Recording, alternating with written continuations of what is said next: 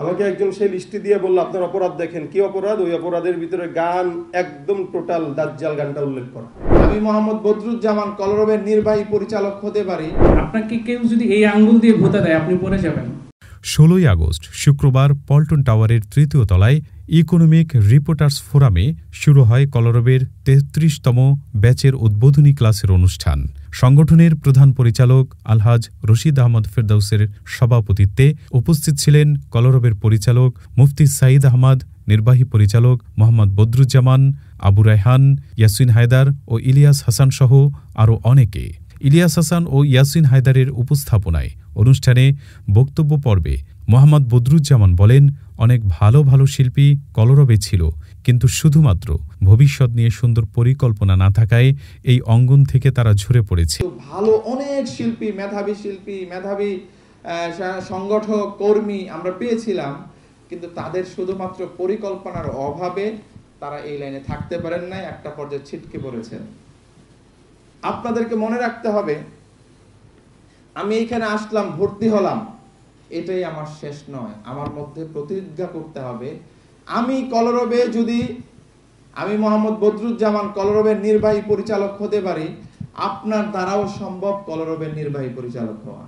নিজের লেখা ও সুর করা দাজ্জাল গান মুক্তি পাওয়ার পর কি কি সমস্যার সম্মুখীন হন সে বিষয়টি সকলের সামনে তুলে ধরেন সংগঠনের পরিচালক মুফতি সাঈদ আহমদ। আমি যখন দাজ্জাল সঙ্গীতটি লিখি, যখন গাই, তখন আমাদের জামান সাহেব বলছিল, দোস্ত এটা এখন দেওয়া যাবে না, ঝামেলা আছে, এটা দিলে কিন্তু প্রবলেমে পড়বা। তখন বলেছিল। আমি এই গানটা লিখি কক্সবাজার থেকে ঢাকা আসার পথে, গাড়ি ড্রাইভ করতেছিলাম আর লিখতেছিলাম, অনেক আগে, 8-10 বছর তো হবেই। তো জামান সাহেব বলছিল এই গানটা, এটা কিন্তু ঝামেলা আছে, এটা গাইলে ঝামেলা হইতে পারে। তাই আমি বলছি আল্লাহ ভরসা, দেও, যা হওয়ার হবে।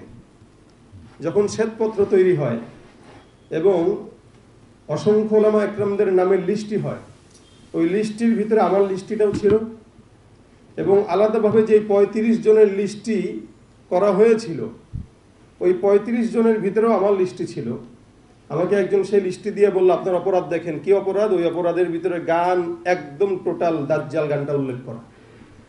তখন মনে হইলো যে জামান সাহেবের কথাটা ভালোই ছিল, তবে আমার বাতিলের খাতায় নাম উঠানোটাও এই গানের একটা কবলিয়াত।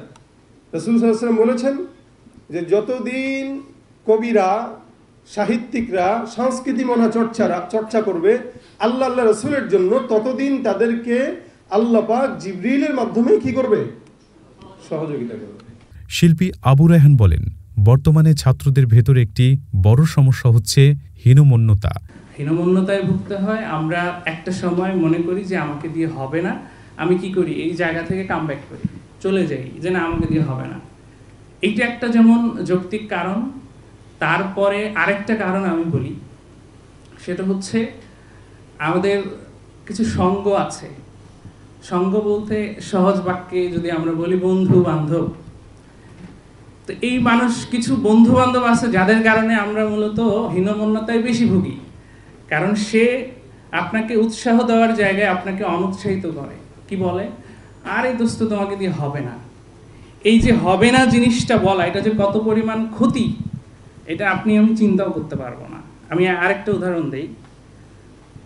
কোনোদিন সকালবেলা বা দুপুরবেলা যে কোনো সময় হুট করে আপনার মাথায় একটা কি দুঃসংবাদ আসলো, একটা নেগেটিভ মেসেজ আসলো।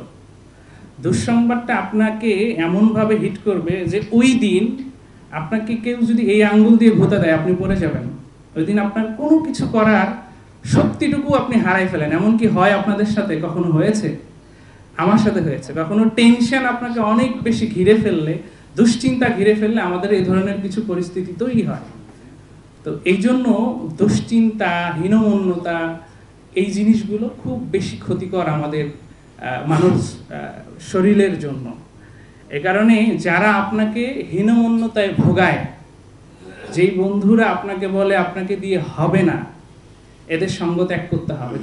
যদিও এটা কঠিন কাজ, কিন্তু আপনাকে দিয়ে হবে না বা আপনার দ্বারা সম্ভব না, তোমাকে দিয়ে সম্ভব না, এই পথে হাঁটার দরকার নাই, এই ধরনের মনোভাব যারা আপনার ক্ষেত্রে পোষণ করে সেই বন্ধু বান্ধবদেরকে কি লাইফ থেকে বিদায় করে দিতে হবে, ঠিক আছে?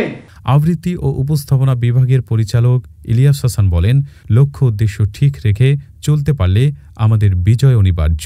কলরবের মতো একটা চমৎকার প্ল্যাটফর্ম পেয়েছি, সেই প্ল্যাটফর্মে আমরা লেগে থেকে সুন্দরভাবে এই বাংলাদেশে আপামর মানুষের কাছে আমার মত, আমার পথ, আমার আদর্শ, আমার ইসলামের সৌন্দর্য প্রচার করতে পারবো এবং করতেই হবে।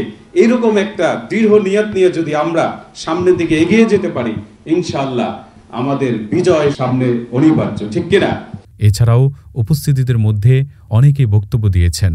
যে একজন সঙ্গীত শিল্পী হওয়ার আগে সবার আগে হচ্ছে একজন কর্মী হওয়া দরকার আমাদের। আমরা একটা টিম তৈরি করতে চাই, একটা ইউনিটি তৈরি করতে চাই। বিগত ৩২তম ব্যাচের রেজাল্ট ঘোষণা করেন কলরবের সাংগঠনিক বিভাগের পরিচালক ইয়াসিন হায়দার। রোল নং ৩৪, মুশফিকুল হাসান রোল নং ৩৫, আশরাফুল ইসলাম রোল নং ৩৭। সর্বশেষ সংগঠনের প্রধান পরিচালক রশিদ আহমদ ফেরদৌস বলেন, জীবনের প্রতিটি সময় অনেক মূল্যবান। এই মূল্যবান সময়ের যতটুকু সময় কলরবের সাথে আপনারা থাকবেন, ততটুকু সময় যেন নষ্ট না হয়। নিজের যোগ্যতার উন্নতি করে নিজেকে একজন প্রকৃত মানুষ হিসেবে গড়ে তুলুন। কাজেই নিজেকে এমনভাবে মানুষের কাছে উপস্থাপন করা দরকার, সততার মধ্য দিয়ে, অ্যাক্টিভিটিসের মধ্য দিয়ে, কর্মকাণ্ডের মধ্য দিয়ে নিজেকে খুব ভালোভাবে মানুষের কাছে প্রেজেন্ট করা দরকার। মানুষ যাকে আপনাকে গ্রহণ করে, এই গ্রহণযোগ্যতার জায়গায় আপনি যদি দাঁড়াইতে পারেন, তাহলে আপনার দ্বারা অনেক বেশি পরিবর্তন সমাজ, রাষ্ট্র, সংস্কৃতিতে হবে ইনশাআল্লাহ, এবং আপনারা সেই জায়গায় যাবেন, এটা আমি বিশ্বাস করি। পরিচালক মুফতি সাঈদ আহমদের দোয়ার মাধ্যমে সমাপ্ত হয় মরহুম আইনুদ্দিন আল আজাদ রহমতুল্লাহ আলাইয়ের হাতে গড়া বাংলাদেশের জাতীয় সাংস্কৃতিক সংগঠন কলরবের ৩৩তম ব্যাচের উদ্বোধনী ক্লাসের অনুষ্ঠান। আল্লাহ সকল প্রকার নিফাককে অন্তর থেকে দূর করে দেন। আল্লাহ আমাদের সকলকে আপনি আমাদের এই কাজের বরকতে আল্লাহ আপনি আমাদের জিন্দেগিকে বরকতান করে দেন। আমাদের সমস্ত সওয়াবগুলো আমাদের মরহুম আইনুদ্দিন আজাদ রহমতুল্লাহ আলাইহি ওনার কবরে পৌঁছায় দেন। আয় আল্লাহ ওনার কবরকে জান্নাতের উচ্চ মাকাম দান করেন। আমাদের মাহফুজের কবরকে আল্লাহ জান্নাতের উচ্চ মাকাম দান করেন। অনুষ্ঠান শেষে সবাইকে মিষ্টি মুখ করানো হয়। কলরবের থিম সং সম্মিলিত কণ্ঠে সবাই গেয়ে এই উদ্বোধনী ঘোষণা করা হয়। মিষ্টি সুরের কলরব, শান্তি সুখের কলরব, মিষ্টি সুরের কলরব, শান্তি সুখের কলরব, কলরব কলরব কলরব, কলরব কলরব কলরব, কলরব কলরব কলরব। ইসলাম অ্যান্ড ভোকাল, সত্যের আলো ছড়াই প্রাণে প্রাণে।